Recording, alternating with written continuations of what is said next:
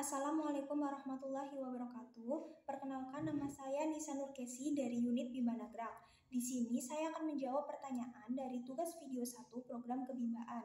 Pertanyaan yang pertama adalah, apa yang sahabat pahami tentang kata bimba dan dasar pemikiran dari lahirnya kata bimba? Bimba singkatan dari bimbingan minat, baca, dan belajar anak. Bimba juga memiliki penulisan yang menarik.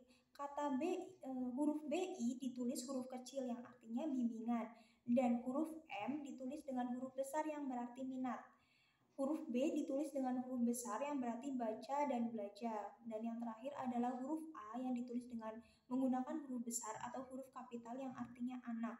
Jadi, bimba merupakan proses bimbingan baca dan belajar anak yang bertujuan agar anak memiliki karakter minat baca sejak dini. Minat baca dan belajar sejak dini. Kata bimba sendiri lahir dari tujuan hidup setiap manusia, dengan tujuan utama hidup manusia yaitu bahagia dan membahagiakan. Untuk mencapai kebahagiaan, harus belajar dan menjadi seorang pembelajar. Pertanyaan selanjutnya yaitu pertanyaan kedua, jelaskan konsep kebahagiaan dan konsep pembelajar yang sahabat pahami.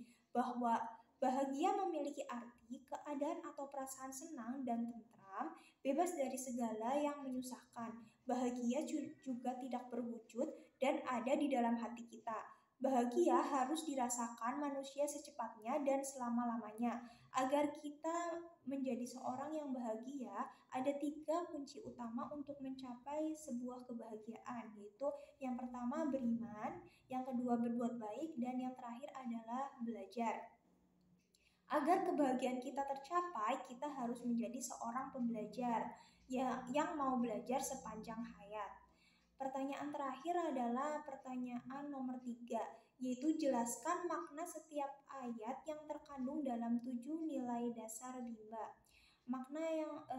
Nilai dasar yang pertama yaitu bahwa bimbingan minat belajar anak bimba merupakan pelaksanaan pendidikan yang sepenuhnya menyenangkan atau fun learning. Maknanya, cara bagaimana untuk menumbuhkan minat baca dan belajar anak dengan suasana yang menyenangkan. Pertanyaan selanjutnya yaitu nilai dasar selanjutnya yaitu nilai dasar yang kedua, bahwa setiap anak adalah anugerah dari Tuhan yang Maha Kuasa yang diamanahkan kepada setiap orang dewasa. Maknanya, anak adalah anugerah yang diberikan oleh Tuhan yang berharga dan diamanahkan kepada orang dewasa. Nilai dasar yang ketiga yaitu bahwa pelaksanaan pendidikan yang menyenangkan atau fun learning merupakan proses belajar mengajar yang harus diwujudkan sepanjang masa. Artinya, maknanya bahwa menciptakan suasana belajar yang menyenangkan agar minat belajar anak terus tumbuh dan semangat. Nilai dasar yang selanjutnya yaitu nilai dasar yang keempat, bahwa pendidikan secara bertahap atau small step system dan dengan pendekatan individual atau individual system merupakan syarat mutlak untuk pelaksanaan pendidikan yang menyenangkan atau fun learning. Maknanya, agar anak dapat belajar dengan menyenangkan, maka harus dilakukan secara bertahap sesuai dengan kemampuan dan kemauan anak. Dan selanjutnya dibimbing secara individual system sesuai dengan karakter dan kesukaan anak. Nilai dasar yang kelima adalah bahwa bimbingan minat belajar anak, bimba, merupakan hak anak sekaligus kewajiban setiap orang dewasa. Maknanya, bimba merupakan bagian dari pendidikan dan pendidikan adalah hak setiap anak. Nilai dasar yang keenam, bahwa setiap anggota komunitas bimba senantiasa menjadi manusia yang senang belajar secara mandiri sepanjang hayat. Maknanya, setiap individu yang bergabung di komunitas bimba menyatakan pendidikan dimulai dari dirinya sendiri. Dan nilai dasar yang terakhir yaitu nilai dasar yang ketujuh, bahwa setiap anggota komunitas bimba senantiasa melakukan ikhtiar untuk mensosialisasikan kebimbaan kepada seluruh anggota masyarakat.